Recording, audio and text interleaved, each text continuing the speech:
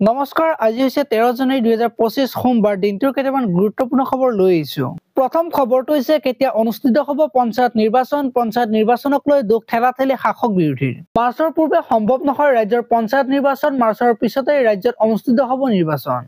যদিহে আদালতে নিৰ্বাচন অনুষ্ঠিত কৰাৰ অনুমতি প্ৰদান কৰে এদিন পূৰ্বে এই গুৰুত্বপূৰ্ণ মন্তব্য মুখ্যমন্ত্ৰী হিমন্ত বিশ্ব শৰ্মাৰ। আকৌ আহিল IPL ক্ৰিকেট জ্বৰত আক্ৰান্ত হ'ব বিশ্ব। ঘোষণা হ'ল IPL 2025ৰ দিন। বিশ্বৰ ক্ৰিকেট প্ৰেমীৰ অপেক্ষাৰ অন্ত পৰিল। দীৰ্ঘ প্ৰতীক্ষাৰ অন্তত ঘোষণা হ'ল IPL 2025ৰ দিন। দেওবাৰে BCCI ঘোষণা কৰে দিন। 2025ৰ 23 মাৰ্চৰ পৰা অনুষ্ঠিত হ'ব এই বৰ্ষৰ ইণ্ডিয়ান প্ৰিমিয়াৰ লীগ। আজি ঘোষণা কৰে BCCIৰ ভাইচ প্ৰেছিডেণ্ট ৰাজীৱ শুক্লাই। দেওবাৰে মুম্বাইত অনুষ্ঠিত BCCIৰ এখন বিশেষ সাধাৰণ সভাৰ পাছত শুক্লাই কৰে এই ডাঙৰ ঘোষণা। দেওবাৰে সংবাদ মাধ্যমৰ সৈতে বাৰ্তালাপ কৰি ৰাজীৱ শুক্লাই উদ্বোধনী খেলখনৰ লগতে 25 মেত অনুষ্ঠিত হ'বলগীয়া ফাইনেলৰ তাৰিখো নিশ্চিত কৰে। BCCIয়ে দেওবাৰে মুম্বাইৰ মুখ্য কাৰ্যালয়ত এখন বৈঠক অনুষ্ঠিত কৰে। এই বৈঠকত বহুতো গুৰুত্বপূৰ্ণ বিষয় আলোচনা কৰা হয়।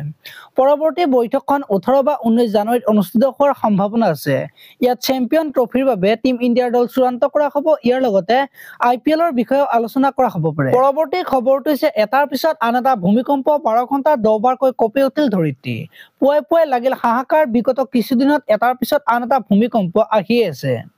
বিশেষকৈ ভাৰতকে ধৰি বিশ্বৰ বহুকেইখন দেশত ধাৰাবাহিক ভূমিকম্প আহি আছে। শনিবাৰে ভাৰত আৰু ইয়াৰ আশে-পাশে 12 ঘণ্টাত 10 বাৰকৈ ভূমিকম্পৰ কম্পন অনুভৱ হৈছে। এই ভূমিকম্পবোৰ ভাৰতৰ চুবুৰীয়া দুখন দেশত তিব্বতত 8 বাৰ আৰু আফগানিস্তানত 2 বাৰকৈ কঁপিছিল ধৰিত্ৰী।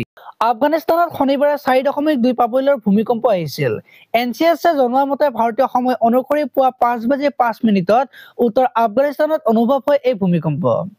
আফগানিস্তানত 2 বাৰকৈ ভূমিকম্পৰ কম্পন অনুভৱ কৰা হৈছিল। ৰাতিপুৱা 4:14 প্ৰথম জোকাৰণিৰ অনুভৱ কৰা হয়। সকলো কম্পনৰ তীব্ৰতা আছিল প্ৰায় 3.5। ভাৰতৰ চুবুৰীয়া দেশ তিব্বততো ভূমিকম্পৰ জোকাৰণিৰ অনুভৱ কৰা হৈছিল। তিব্বতত বিগত 10 ঘণ্টাত 8 বাৰকৈ ভূমিকম্পৰ অনুভৱ হৈছিল। নিশা 1:54 প্ৰথম কঁপনি অনুভৱ কৰা হৈছিল। বিগত কিছুদিন পূৰ্বে তিব্বতত অহা বিধ্বংসী ভূমিকম্পত প্ৰাণ হেৰুৱাইছিল 126 গৰাকীকৈ লোকে।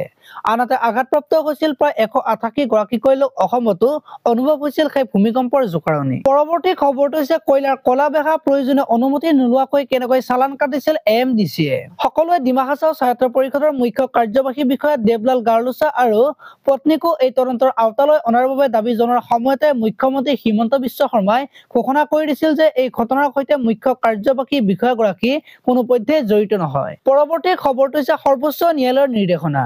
স্বামীৰ সৈতে একেলগে নাথাকিলেও পত্নীক দিব লাগিব ভৰণ পোষণ। পৰৱৰ্তী খবৰটো হৈছে দেশৰ মহিলাসকলৰ বাবে সহমৰ্মিতা প্ৰকাশ পাইছে উচ্চতম ন্যায়ালয়ৰ এক ৰায়দানত। অতি শেহতীয়াকৈ উচ্চতম ন্যায়ালয়ে বিবাহিতা মহিলাসকলৰ বাবে এক যুগান্তকাৰী ৰায়ত চিলমোহৰ মাৰিছে। পৰৱৰ্তী খবৰটো হৈছে ইণ্ডোনেছিয়াই ক্ৰয় কৰিব ভাৰতত নিৰ্মিত ব্ৰহ্মছ মিছাইল।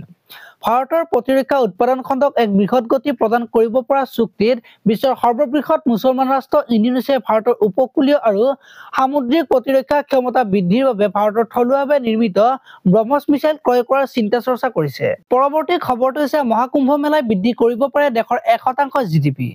মহাকুম্ভই 4 লাখ কোটি টকাৰ ওপৰত বাণিজ্যিক উপাৰ্জন কৰিব বুলি বিভিন্ন তথ্যৰ মাধ্যমেৰে প্ৰকাশ পাইছে, যাৰ ফলত ভাৰতৰ অৰ্থনীতিত যথেষ্ট উত্থান ঘটিব বুলিও আশা প্ৰকাশ কৰা হৈছে। পৰৱৰ্তী খবৰটো হৈছে 2024ত 30 গিগাৱাট নৱীকৰণযোগ্য শক্তিৰ ক্ষমতা সংযোজন ভাৰতৰ।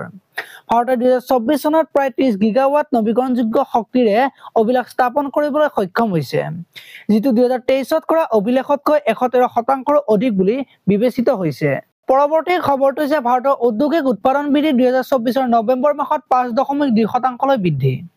2024 নৱেম্বৰত ঔদ্যোগিক উৎপাদন সূচাংক আছিল 148.4। 2023 একেটা মাহত এই সংখ্যা আছিল 141.1। 2024 চনৰ নৱেম্বৰ মাহৰ খনন উৎপাদন আৰু বিদ্যুৎ খণ্ডৰ বাবে ঔদ্যোগিক উৎপাদনৰ সূচাংক ক্ৰমে 133.8, 147.4 আৰু 184.1। পৰৱৰ্তী খবৰটো হৈছে ড্ৰাইভিং লাইচেন্সৰ ক্ষেত্ৰত নতুন নিয়ম জাৰি কেন্দ্ৰৰ। পূৰ্বৰ নিয়মৰ উপৰিও 2025ত ড্ৰাইভিং লাইচেন্সৰ ক্ষেত্ৰত নতুন নিয়ম জাৰি কৰিছে কেন্দ্ৰীয় চৰকাৰে। এক বিজ্ঞপ্তিত উল্লেখ কৰা অনুসৰি একাধিক নতুন নিয়ম সন্নিৱিষ্ট কৰা হৈছে ড্ৰাইভিং লাইচেন্সৰ ক্ষেত্ৰত। আজিলৈ ইমানে। আপোনালোকে যদি ভিডিঅ'টো চাই ভাল পালে তেতিয়াহ'লে লাইক কৰি দিব আৰু এনেকুৱা ধৰণৰ খবৰবোৰ পাই থাকিবলৈ চেনেলটো ছাবস্ক্ৰাইব কৰি বেল আইকনটো প্ৰেছ কৰি দিব। ধন্যবাদ।